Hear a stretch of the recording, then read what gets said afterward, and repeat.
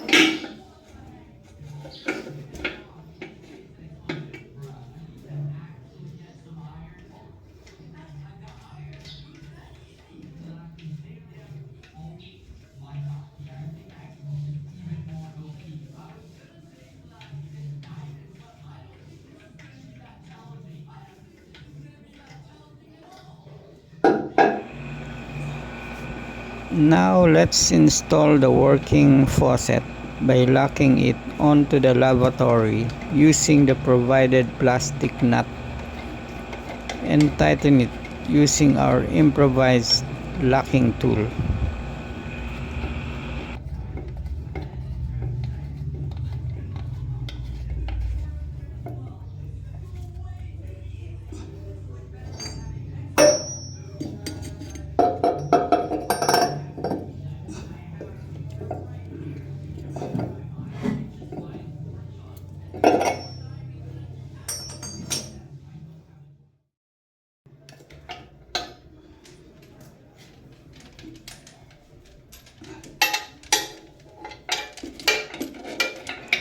Now let's connect the new flexible pipe onto the faucet and tighten it using our vice grip.